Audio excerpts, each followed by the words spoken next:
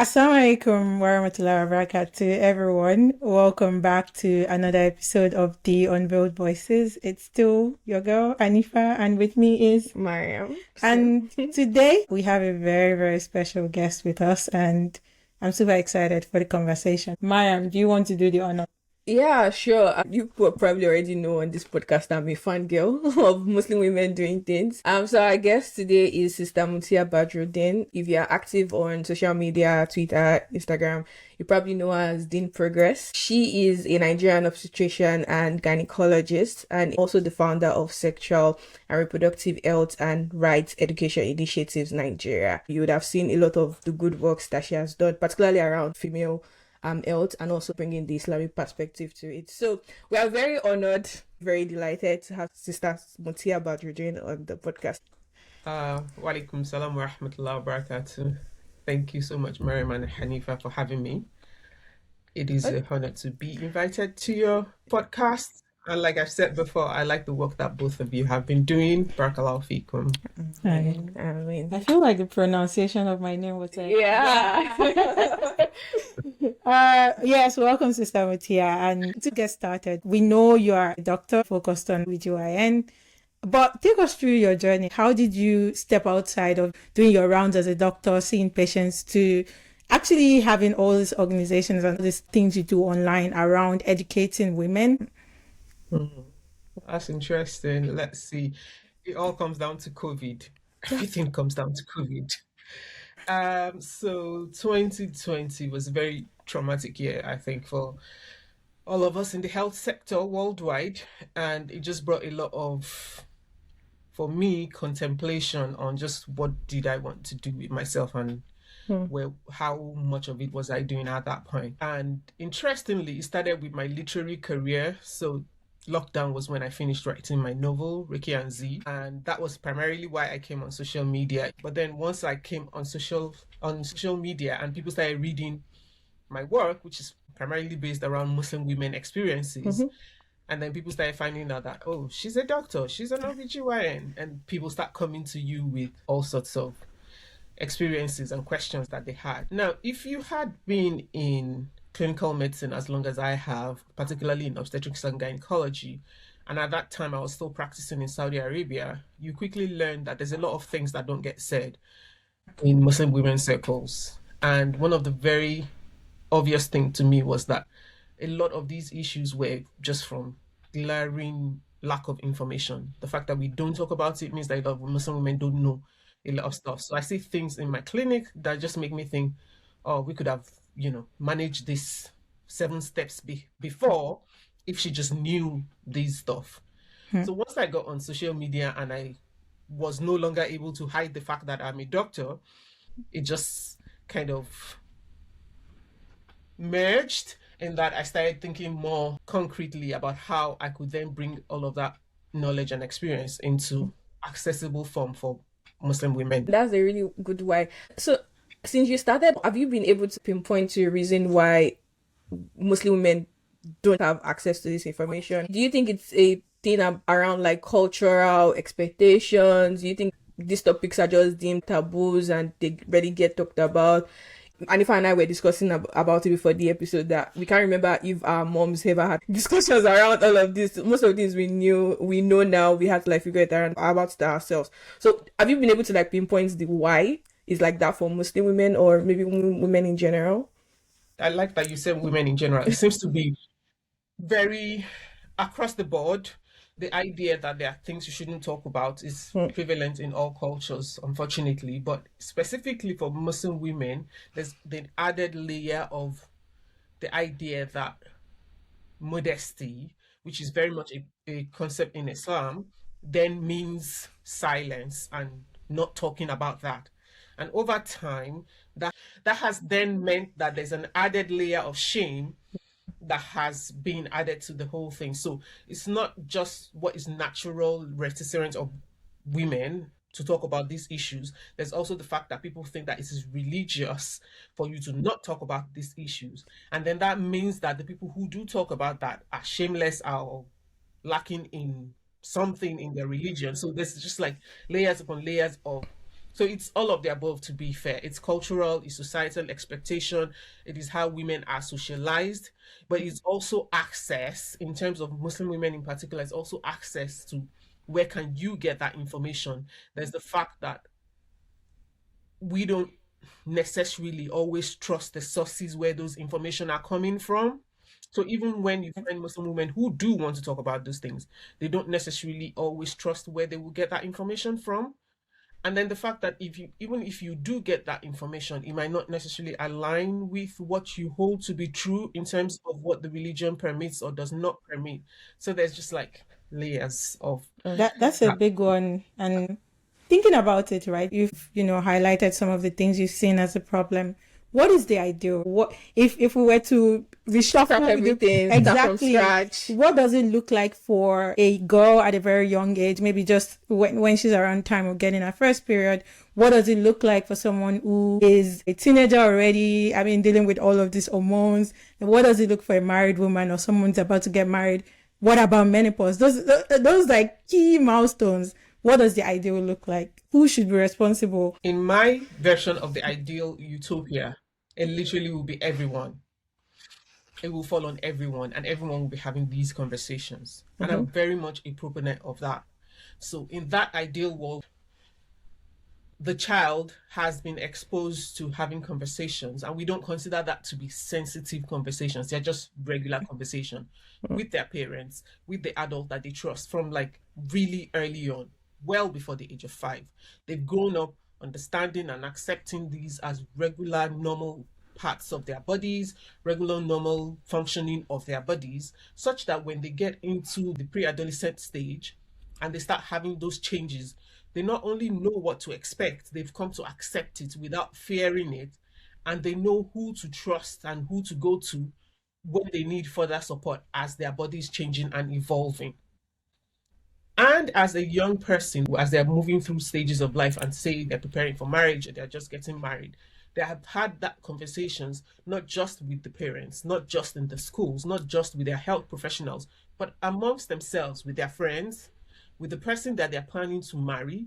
Even after they got married, they continue to have that conversation in a manner that's open and fair and safe, and they're growing together such that they then have a healthy relationship within that marital concept.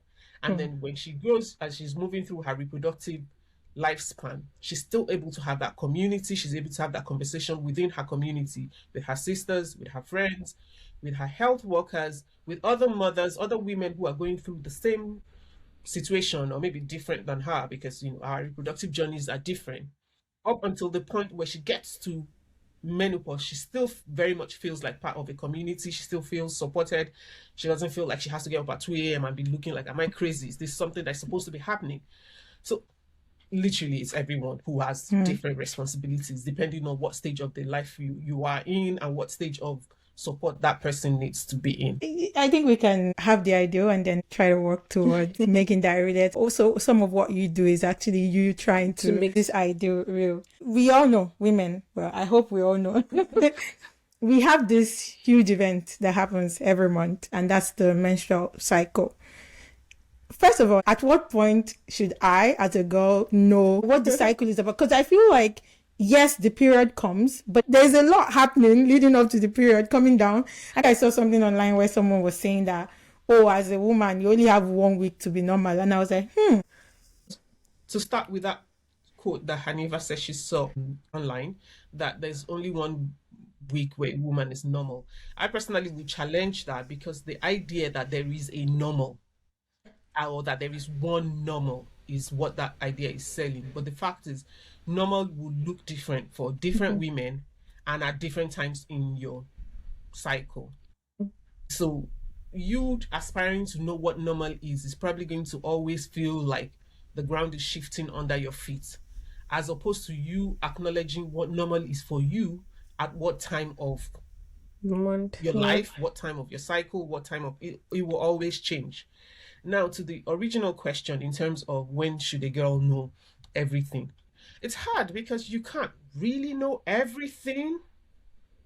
But I do think that young girls in particular should be prepared for their periods from well before they get their periods. you should have that conversation with them. You should explain to them, this is what the period is, this is why it happens, this is what it might look like for you. When you do see it, this is what you should do, and this is who you should trust with. Those are, at the very least, the kind of conversation you have with young girls. And when I say young girls, you usually need to start that conversation about the age of 8 at the latest, because most girls, especially Black girls, will have their first periods between the ages of 9 and 11. Some other women or some other girls will have it later, and it's not abnormal for them. But for Black girls, it tends to be earlier. So you need to start having that conversation early, and you need to demystify the idea of periods so they are not scared about, when they say it out of the blue, because it can be scary. And I know that a lot of cultures and communities have things where they be like, oh, now you're a woman or whatever. You also don't want to put that on a child. Imagine you being 9 years old and you're seeing your period, but all they've ever told you is that once you see your period, you're a woman. You're just like, no, you just want to live your life. But now some people are telling you you're a woman. Or some people are telling you, oh, now you can have a baby. Or if a boy touches you, you're going to get pregnant, which is what they told me when we were that young, which was scary, because you're like, oh my God, you could be pregnant. And yes, you could be pregnant, but that's not what you want to put on a 9-year-old girl at that point. Do you understand? So it feels very much like, yes, you want them to have the information, but the information should also be age appropriate. So this is a 9-year-old girl. The way I will talk to you about your period is different from how I will talk to the same girl at 12 years or the same girl at 15. And there's always going to be something that she's going to learn. So the idea that you would know everything about your period is kind of... the more you can do is be open to learning at every stage in your life, and just be observant of how your body is moving and shaping as you go through your reproductive cycle, because even your periods will change as you age. Yeah. And the most important thing is to be able to note that change, acknowledge it, realize what part of it is normal or abnormal for you, and then deal with it accordingly. Yeah, I mean, that's a good one. So zooming into then the Islamic perspective of it, right? We've seen different conversations online on the emotional guilt that some women feel around their menstrual cycle. Some people feel that period is like, oh my God, why can't I pray? Why can't I fast? Is God Or they punishing feel me? like their connection with their career with Allah is maybe like dwindling during their period. And some people are like, okay, yeah, I have a vacation holiday. Also, I think this last Ramadan, for instance, there was a tweet going viral on people saying, oh, do you know you can actually take a drug to delay your period so that you get to get your fast complete and get the reward. So just zooming into that Islamic perspective is basically how should Muslim women look at that time where they're off salah, they're on their period? I think I did respond to that tweet about not having your period. Different people's reaction to their menstruation and what it means for them spiritually is very much going to be rooted in their own experiences and their own spirituality. A lot of women have a hate relationship with their periods, which I get. Towards the end, when I was having my periods, I kind of came to hate it myself. Not necessarily because of the periods, but because of the kind of things that I was going through at that time. So a lot of women have that kind of relationship with their periods, which then they carry over to their spirituality or to their Islam. But then a lot of women also have a ritualistic kind of relationship with Islam. And that's the idea where we think that Islam or your connection with Allah is only based on doing a set of rituals. And if you're not doing that, then that means there's something wrong with you. And I have this conversation a lot with people who are closer to me, that for me personally, Islam is very much spiritual before ritualistic, because of the way I came into the deen. And I've written about this in different places. So for me, it's about the connection with Allah. And once you have that, once that's your starting principle, the idea that you're doing this to connect yourself with the Lord of the world, the one who created you, the things that he asks you to do and the things that he asks you to abstain from, you don't see them through the lens of, oh, I can't do this, so that means I must be bad. You just see them as this is what Allah asks for of me, and this is what Allah asks me not to do. So even though, for example, in Ramadan, if you're unable to fast or you're unable to pray, it does feel like you're missing out on the community of it. You shouldn't feel like you're missing out on the spirituality of it. Because yes, you cannot fast, and yes, you cannot pray your salah, but you can do your dhikr, you can do your adhkar, you can give charity, you can cook for the people who are fasting, you can spend your time reading beneficial books. Like, you can still be immersed in spiritual acts that doesn't make you feel like you've lost out on all of those things. But when you've anchored your spirituality only on the rituals, then it becomes more difficult. I actually think that's a very good answer. And Yeah. we've been in gatherings where we've had this conversation every night.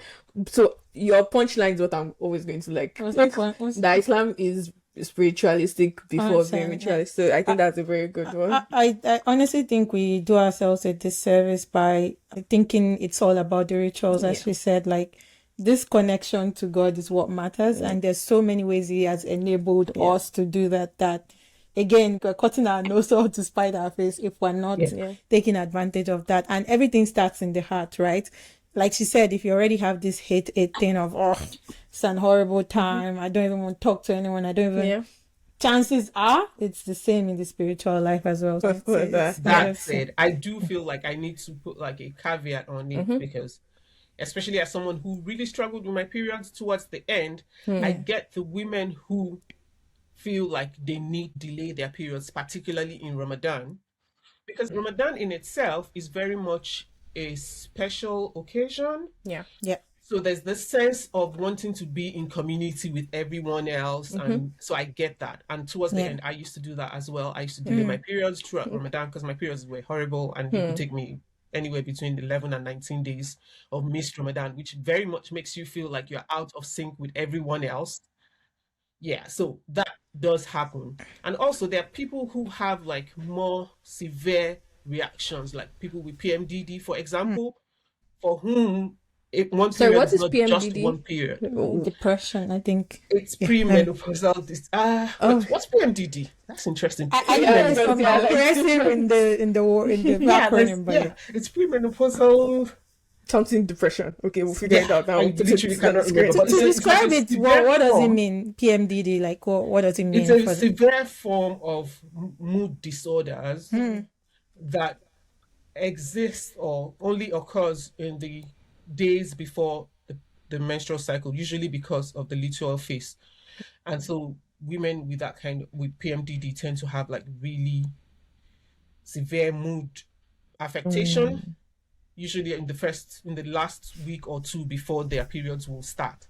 And it can range from like really severe depression, mood swings, feeling blue. Some people have suicidal ideation.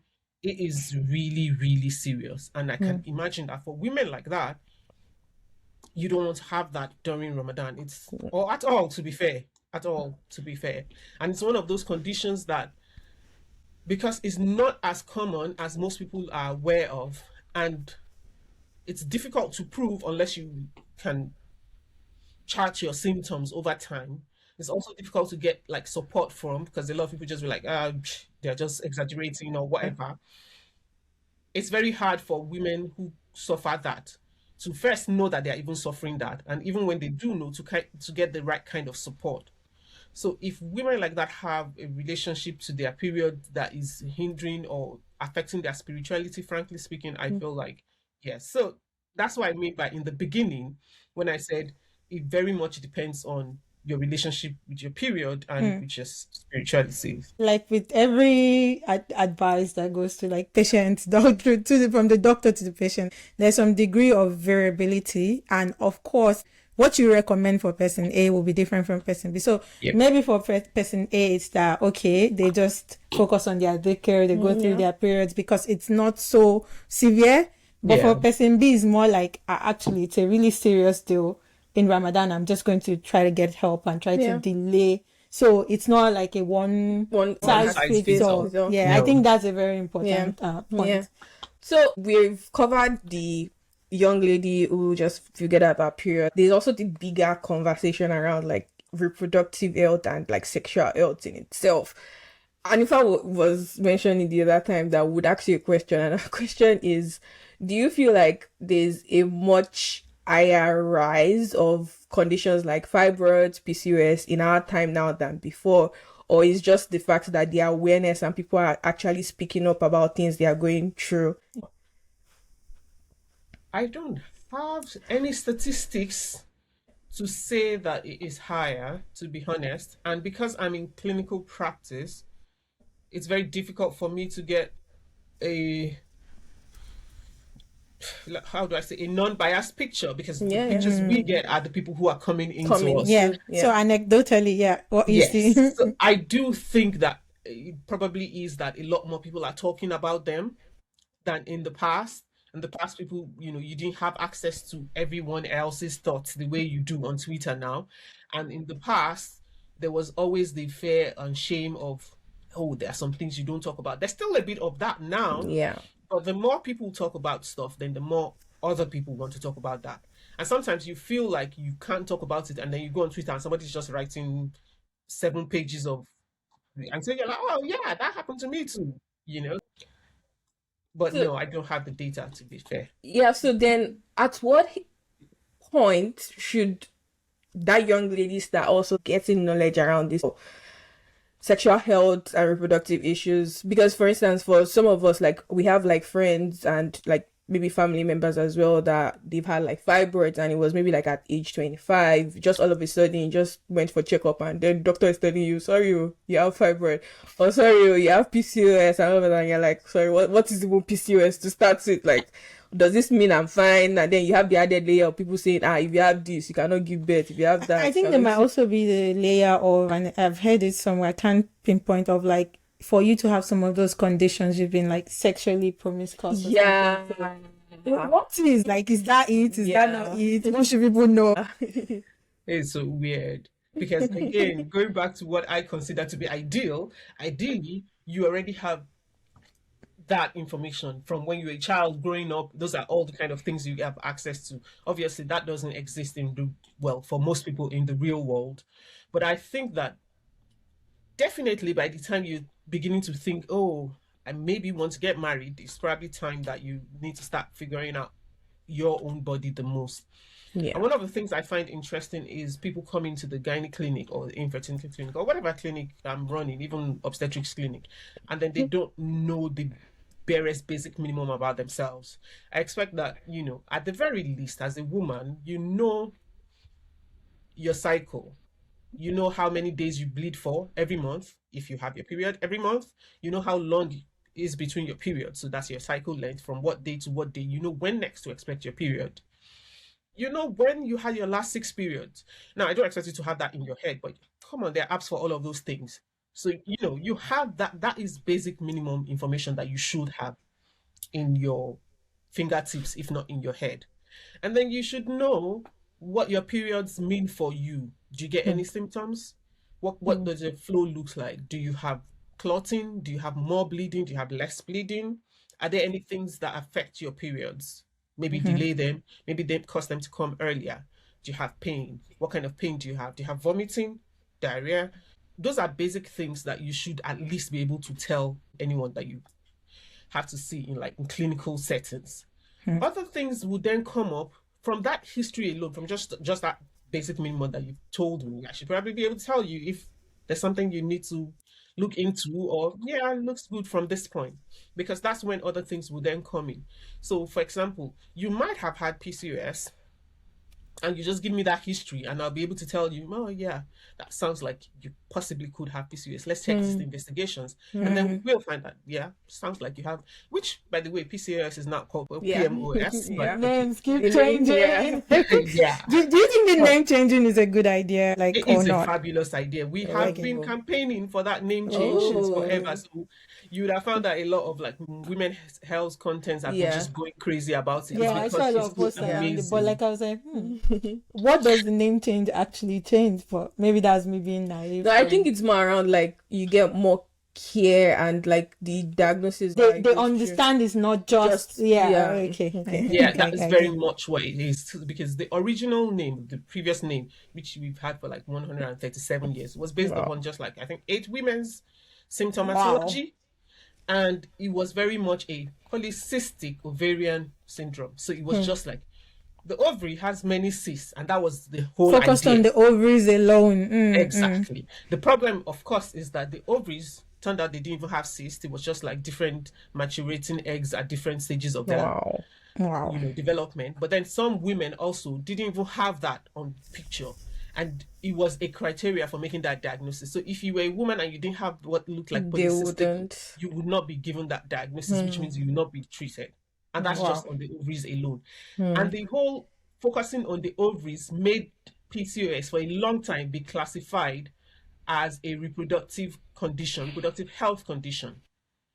But with the new name change, polyendocrine means that now we are acknowledging the fact that it affects a lot of hormones in the body, multiple hormones in the body, not just like ovarian hormones. Metabolic, which means finally somebody is acknowledging the fact that it has long-term implication for your metabolic health, so your weight gain, your cardiovascular health, diabetes, insulin resistance, like all of those things that we have acknowledged are like major markers for long-term health regularly. But because we had for a long time just considered it reproductive health, nobody's paying attention to that. So once the woman is able to manipulate the cycle and she has 2 or 3 children and she's fine, then you just abandon her. Meanwhile, she still has all of those cardiovascular and long-term metabolic health risks waiting for her along the line, but nobody's monitoring that because we're so focused on ovarian and reproductive health. And I, like Hanifa said, I remember seeing a tweet and someone said she said she had PCOS and I ran away, and other people were like, oh, you dodged a bullet. And I was like, that's the level of ignorance that people don't know anything about, because like so many people have PCOS or PMOS and they have kids. It's not an issue for their fertility at all.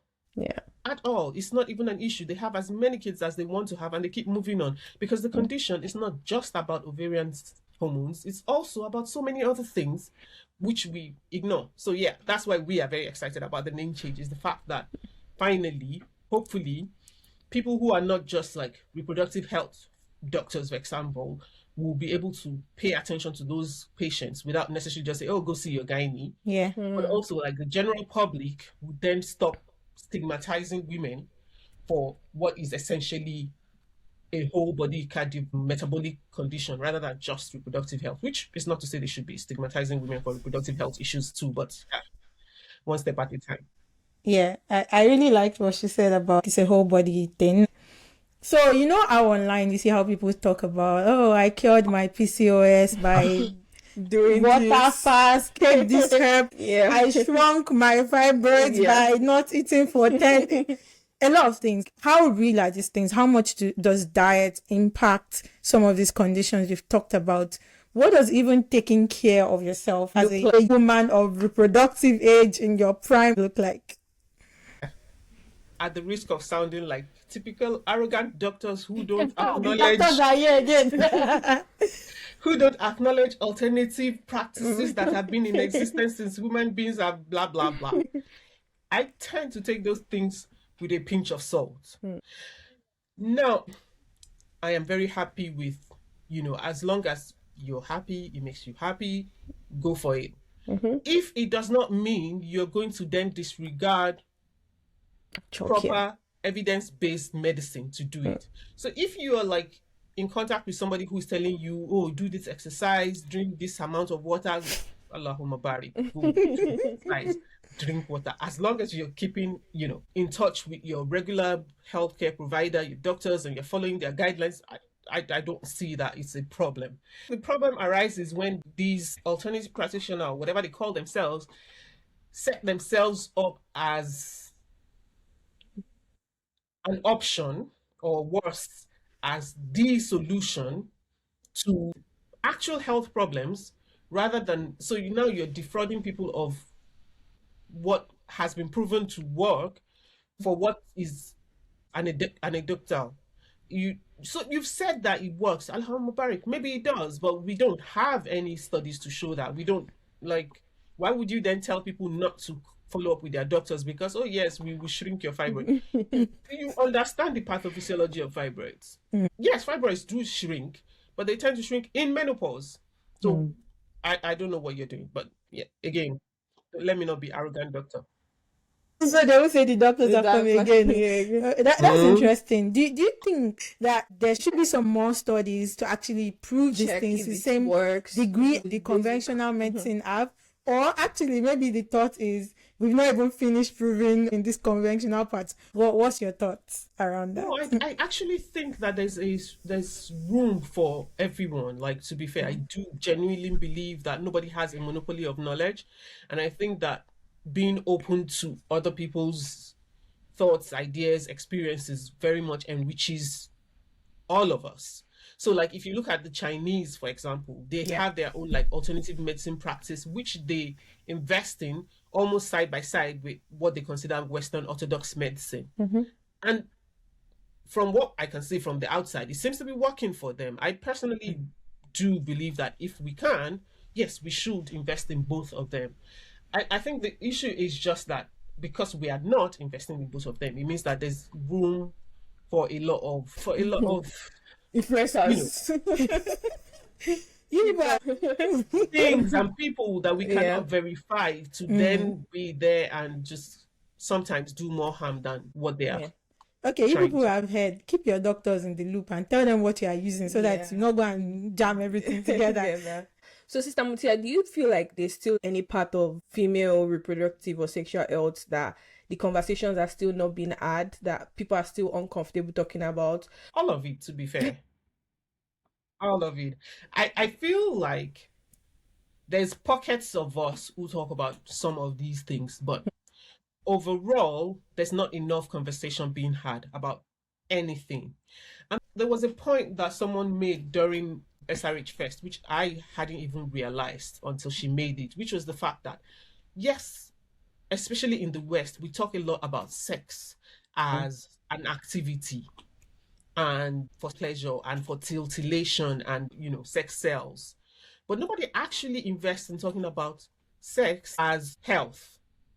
So things that has to do with sexual health, sexual pleasure, particularly for women, things that have to do with the implication of sex in long-term health. So whether that is psychological, whether that is physiological, whether that is reproductive, and yes, menopause, all of those things, we still don't talk about them enough. And then we don't talk about men's health in relation to sexual and reproductive health at all. Especially men's health is one of those places where they only want to talk about pleasure. So if you're looking at it from Muslim perspective, they only want to talk about marrying multiple wives and having plenty of babies, but they don't want to talk about the health aspect of it.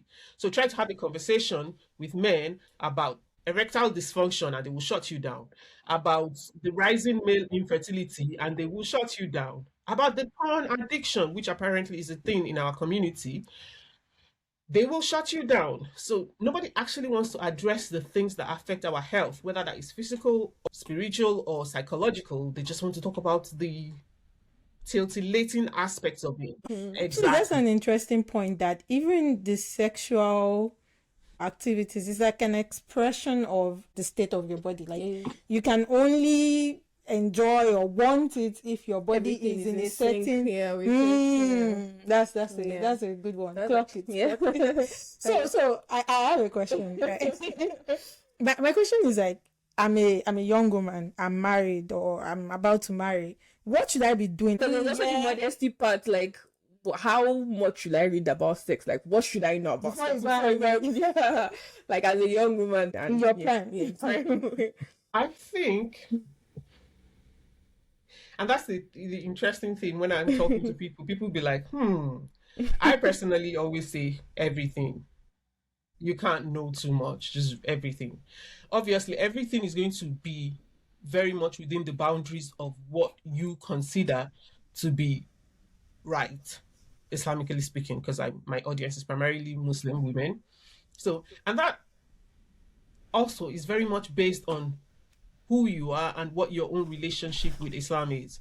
So some people will think it's at this level and some people will think it's at that level. But I am a clinician, I am a professional, so I am all about sexual and reproductive health. And I get that sexual pleasure is very much a part of that, but that's not all I'm about. So I guess I want you to learn the dynamics of how to make sex pleasurable, but I also want you to understand what that means for your health. And what is pleasurable is not necessarily always good for your health. That's So, correct. Okay. It's correct. I always say, start first and foremost with knowing yourself. What are the things that are important to you, and how your own body functions? Figure out your own limits. What are the things that are no go for you?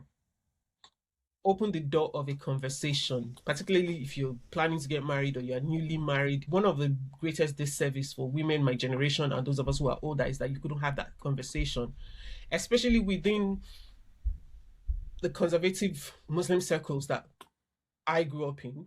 It's very much there was no courtship in Islam, there's no this one in Islam, and then suddenly you people were married and somebody was expecting to be getting into you, and you're like, chief, from where to where now? And I've had to deal with like women come in and they're bleeding because wedding nights turned into a horror movie because nobody prepared anybody for anything else. So it's not just about, oh, what do I need to know for pleasure, but what do I need to know for my long-term health? And so if you, again, going back to that ideal that I had mentioned earlier, if you had ideally been exposed to what to expect of your own body, you understand your own body from the outset, your premarital, early marital phase will then involve bringing someone else into that dynamic that you were already comfortable with. So it will then involve having conversations around it. It will then involve experimenting, learning yourself in relation to that person and letting him learn what you already know about yourself. And that's where you can build from. It's hard, of course, if you don't know anything about yourself, because now you are not just your own body, but you are bringing somebody else in. Well, okay, what should there be like any medical checks like yearly for someone About to marry, Yeah. like, do I need just generally? Should I be doing regular ultrasounds? I would say if you were planning to get married, more than the test, very first and foremost is the conversation. And we have an entire workshop about that in SRED, what kind of conversation you should be having. But also, you as a person, I know I've said it before, but I'm going to keep going back to it. That caption of your menstrual cycle that I talked about is gold. The last 6 months of your pattern, what does it look like? If you take that to any doctor who knows their worth, they can tell you if you need to do any investigations or not. And frankly speaking, if you already have that and everything is been normal for you, and you have to know what normal is, but if everything is like been normal for you and that normal is not outside of the range. So for example, your cycle length should be somewhere between 21 days and 35 days. If you fall between those days for your cycle length and it doesn't vary from cycle to cycle more than 7 days, then you're basically fine. If you have no other symptoms like excessive pain, excessive bleeding, any of those things, or PMDD symptoms, then you're basically fine. You really don't need to check anything else out. I personally suggest to women that I work with that both partners get an STI test, but that's just me as a professional, because yes, we want to trust that we all don't have any experience and whatever, but Is this for people let's that are just, just you know. about to get married, or generally? Yeah, people who are about to get married. get married? Okay, Yeah. People who are about to get married, I always suggest that, everyone gets STI testing, including HIV, hepatitis B, and hepatitis C panel. But like I said, that's what I suggest. Ultimately, it will depend on that conversation that you were supposed to have with your spouse. More than that, what I think is very important and a lot of young people don't pay attention to is your family history. What are the patterns, especially for you as a woman, what are the patterns of reproductive health challenges that showed up in your maternal lineage? Your mother, your grandmother, your aunties, your sisters, what did it look like for them, reproductive health wise? Now, again, we're coming back to having conversations. If you were somebody who never had those conversations, this is the time to start. Did they have delays in fertility, for example? Did they have multiple miscarriages? Did many of them have fibroids? Those things tend to come in pattern, but you wouldn't know it because those are not conversations that we have normally. So when your plans get married, those are the kind of things you want to start exploring, just so that you have an idea. But more than that as well, genetic conditions in your family, both sides of your family, and your spouses or the person you're planning to marry. Like, is there anything you need to be aware? Some things are recessive, but then if both of you have them as recessive, and that's where the whole AS or AS in Nigerian Oh yeah, culture genotype. comes from. Yeah. But there's other things. I feel like we always focus on the AS and then don't pay attention to the other things. Like, for example, you could have thalassemia, which a lot of us tend to be recessive for, but you wouldn't know that unless you've had conversations. And in the traditional Yoruba setting, that's why they do the whole, we are going to go and investigate their family. They will do things like, do they beat their women in their family? Because those things tend to occur in pattern. But now people are meeting themselves online. Those things are not happening as much. You should at least be having those conversations. He doesn't know, then he also needs to go find out, and you need to go find out, is there somebody in their family that has had like any form of disease that was weird for them at that time, because it might have been something that was recessive, but then it showed up dominant in them, and it's something that you could test for. You can't always bulletproof everything, that's for Preempt sure. everything, yeah. Exactly. But it helps to have conversations around knowing what to do and what to expect. Obviously, I also advise people to have conversations about sexual expectation, but that's a different conversation. That's tricky, though. Yeah. Like, Honestly, I feel like we should just keep talking. No, that's definitely not possible. But thank you very much, Sister Muti'ah, for joining us on the podcast today. What would be your advice for Muslim women that are navigating their faith, life, work, everything? If you could just do like a one line sending message to Muslim women, what would that be? It will be look to the women companions. hmm. And I know you said one line, but just to explain what that means is very much like, for me as a person, when I start doing things that a lot of people are uncomfortable about and they try to push back, I just go.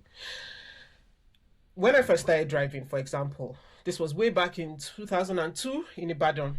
There had not been a woman in niqab who was driving at that point, and people came to my husband and they were saying things like, well, she's in niqab and now she's driving, she's going to have a lot more attention. And I looked at him and I said, Aisha, I love it. that's my own, and that's how I move through life. The fact that you are uncomfortable with what I'm doing or what I'm saying doesn't make you wrong. It just means you're uncomfortable. That's what it is.